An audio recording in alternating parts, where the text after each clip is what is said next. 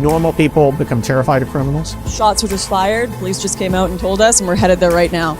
They become terrified of their own government. Ladies and gentlemen, huge news right now, 8:45 p.m. breaking. Henry Kissinger, who shaped world affairs under two presidents, dies at 100. If we were on the members-only show, I'd have a lot more to say. Yeah. But we'll save it for the members-only show. I have a special statement for everybody when we start the members-only show. But for now, we'll keep it professional. So, Jack, you were saying? No, I was going to say there was an interview that he gave recently, kind of on the heels of one of these summits, where he was you could tell that he was sort of like on the way out in the interview itself. And you could see him being very self-critical in this interview.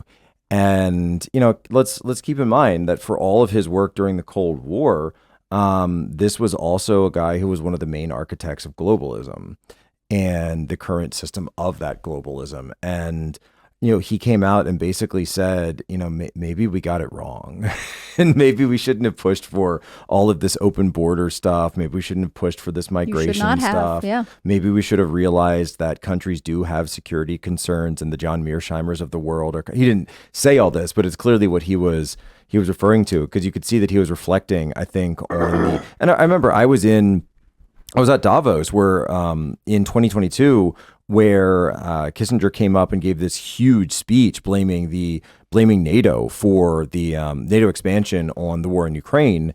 And it was suddenly like, wait, Kissinger of all people is coming out saying these things. And it's almost like, it's like towards the end, as he can see the light fading, him kind of going back and maybe re-examining some of his steps and realizing that they probably weren't the best moves. You know the meme where it's death playing the crane game? It's the first thing that popped in my head. And he keeps going. Literally the first thing that popped in my head. He's like, Norm Macdonald, is Henry Kissinger even in this thing? Well, now someone can finally make it of him just going, Kissinger, got him. That's it. Yeah. So what do you think Norm's going to say to Kissinger when they meet? Dude, I can't believe it. This guy was so evil, man. Henry Kissinger, a scholar, a statesman, and celebrity diplomat who wielded unparalleled power over U.S. foreign policy throughout the administrations of Nixon and Gerald Ford, who for decades afterward, and a consultant and writer, proffered opinions that shaped global politics and business, died November 29th at his home in Connecticut. He was 100. Look, I never liked celebrating death. People dying is always bad. I wish he wasn't such a nasty, nasty guy. I can say, however, regardless of however you feel about it, the world will be better off. Unfortunately, I'm trying to be very nice, but there's just some people I cannot. He's a bad guy. He's a very, very bad guy. There's this article. He's got quotes that will make you throw up. This dude. Yeah. There's this article from Indy 100 that says the "Is Henry Kissinger Dead" Twitter account is tired of waiting for him to die. This is from 2022, and they were like, "We didn't think this would be such a long-term commitment," which I think is kind of funny. I think there were a lot of people who were not expecting this, but I don't know. He here it is. Yeah. Is Henry Kissinger, did Kissinger die? 10 minutes ago. And Yes. no, still no. And then 10 minutes ago, yes. Already up to 12,000 retweets. Wow. And he's been doing it for 2 years. Man, That's so funny. wild, man. Wow.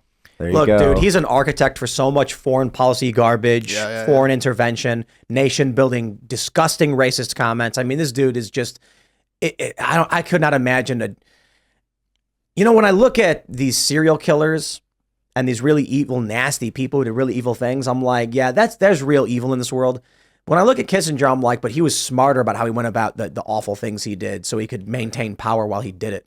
Mm-hmm. Look, Nasty I mean, stuff. so you got a guy who came up with and executed the theory of rapprochement with communist China, with Chairman Mao, right? So he flies over, because remember, people don't realize this, that somebody know that somebody Nixon made the went meme. over. Yeah, there's the meme, finally. Oh, there it is. So people know that Nixon went over to, kind of open up China. Nixon goes to China, and this is what peels China away from the Soviet Union and eventually leads Kissinger was to, the architect. winning the war. Well, Kissinger not only was the architect, Kissinger actually went there first. Right, that's and true. met with Zhou Enlai in a secret trip that nobody knew about to kind of pave the way for Nixon going there. Yeah. And so, Tim, to your point, it takes a very cold, just unemotional, unfeeling mind to come up with the idea of, I'm going to sit down with Chairman Mao, probably one of the most murderous men to ever They don't walk care. the face of the earth, but it's going to help us politically. Because they look at us like Geopolitically. chickens. We are just chickens to lay eggs for them to harvest. So they're not thinking about you and your family, the pain and suffering you go through. They don't care about what happens to your friends who died mysteriously in their sleep. They don't want to answer any of those questions, and they don't care. That's why these people are disgusting and evil. These are the sociopaths who fight for political power, gain political power, and this is the corruption we need to weed out of our government, and we can do it, and I think we're winning, and I'm happy to see it. Every day there are more and more victories, and every day there are more and more signs that we are headed towards something better. Yeah. So I'm glad.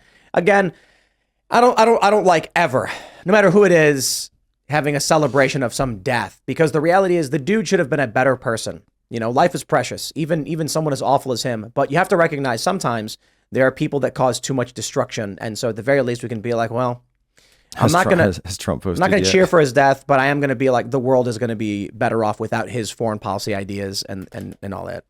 Yeah. Is Trump But the responded? legacy No, of nothing anything yet. is still there, right? Even if he's dead, the impact of the decisions he made will still feel.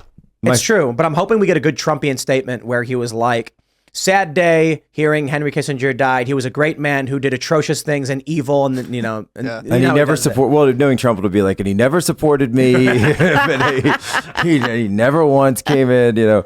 And my favorite all time one of Trump responding to someone's death, which of course, obviously the RBG one is now just it has become its own thing. It's actually overshadowed anything that Ruth Bader Ginsburg did in her entire life. Yeah. Is Trump's reaction to the news of her death. Right. And but there's right after Trump got elected, and Tim, as you say, sort of the psychic energy, you know, as Young called it, the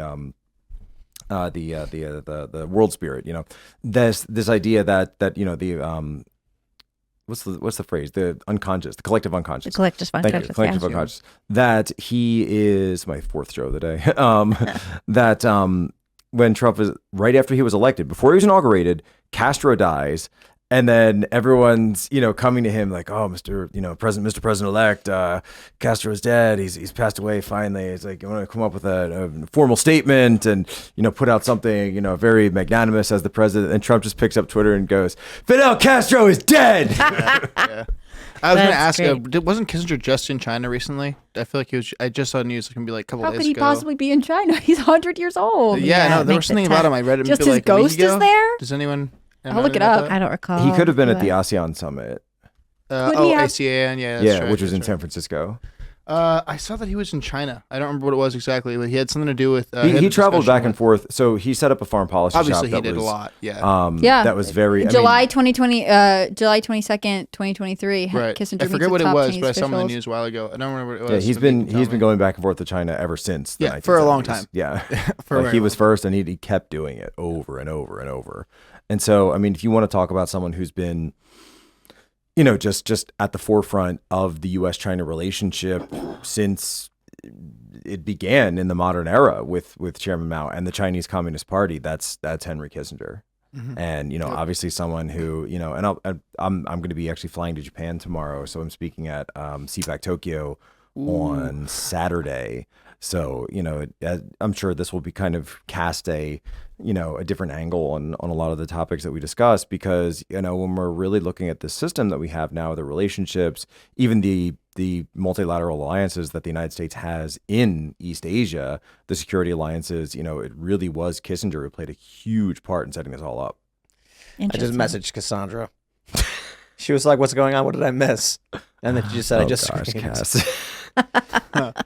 The people who hate war are like, wow. Well, I you know, trying to be very professional. The people who hate war are probably jumping up and down, dancing on their tables right now. Why?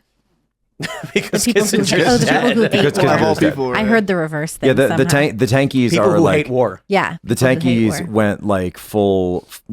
All right, it's past 9. The voice probably. The tankies are like fully orgasmic right now. Yeah. Fully. Yeah. That's wild, man. You know, seeing Trump win was, we were talking about this earlier, actually, what everybody remembers the day. Everyone remembers where they were when Trump won. Well, it was wild, right? Oh, we were Everybody talking was- about that. Yeah, Yeah. everybody was crying. I was hanging out with Cassandra, and Cassandra was crying But she was crying for a different reason. She was crying tears of joy. Everyone else in the room was like sitting there covered in sweat, and a bunch of them were legit bawling. It was wild for me to see adults cry over an election like this. I thought that was crazy I was too. laughing. I mean, because the thing too is, it's like we've been through a number of elections, and it's like, okay, now we have a different president. I wonder how this one's going to go. Yeah. You know, I remember talking to people in the theater community at the time, and everyone was miserable, and they were crying, and they were sad, and they thought it was literally the end of the world. And I was like, well, why don't we wait and see what he does? You know, anything's because he's bad. possible. Like anything's, yeah, but they're all bad. I mean, That's the thing. But there was a specific like fear and hatred like whipped up Clinton around was Trump. bad. Bush was bad. I mean, this is like what I Obama was remember. I bad. think I was living.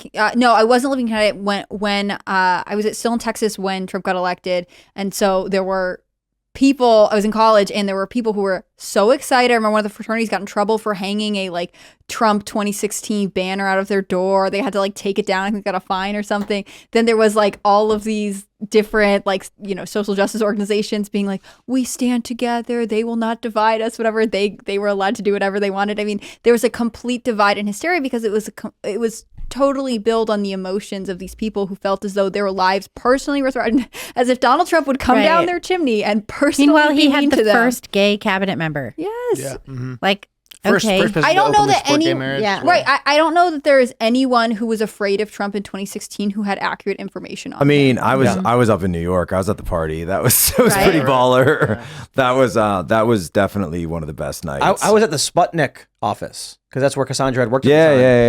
yeah. And they kept saying that Russia was supporting Trump, and I'm like, dude, remember everybody saying this. in this building was for Hillary, and when Trump won, they were losing it. It was wild that night. I just never forget when the New York Times had that probability meter that was like greater than 99% for Hillary, and it slowly started to move. I remember when it hit 50%, and people started being like, no. It was so Cassandra good. sitting there like, oh my God, oh my God. And then I remember when it was greater than 99 for Trump, and there was a lot of crying. But Cassandra was the only one crying tears of joy. Yeah, I remember watching it at like whatever after midnight, and they were like some like Democrat I knew was being like, well, but Pennsylvania maybe, and everyone else is like, no, it's over. Like it's over. So that night, that day, I had been working and doing live streams all around Philadelphia, and actually ran into James O'Keefe at one point. Like a funny story about that. Maybe we'll reveal it sometime. But do it now. I'd want to talk to James first. If it's so funny, just tell us live right now. Well, because he was in the middle of doing one of You his instigator. things, so I don't Yeah, I want know. to. I don't want to break his OPSEC, so I'm not going to do that. But the I'm a middle child. What can I say? we realized that. I remember I was driving around looking for the after work rush in Philly. So that was when you would really get your major Philadelphia vote out, would always come in the after work rush. So usually when people vote on election day, you get, it comes in 3 tranches. This is before, this is like when we actually had like real elections, Right. not like the crazy, What a quaint time. the crazy gaga that we have now that we call an election, which is really just a ballot And counting in Philly, exercise. you're pulling the levers. You're pulling Yeah, the levers. so this is early morning, so pre-work, then lunchtime, then there's a huge dead time, and then there's the after work rush. The after work rush never came. I went to North Philly, I went to West Philly, I went to South Philly, just never happened. And I said, Philadelphia doesn't have a rush. Trump's going to win Pennsylvania. Trump wins Pennsylvania. He's going to be the president. So I drove to 30th Street Station, bought a ticket right at the spot, or on the spot, up to New York, straight to the party. Thanks for watching this clip from the Timcast IRL podcast. Hang out with us live Monday through Friday at 8 p.m. and become a member over at timcast.com for uncensored, members-only shows exclusive. Thanks for hanging out, and we'll see you all next time.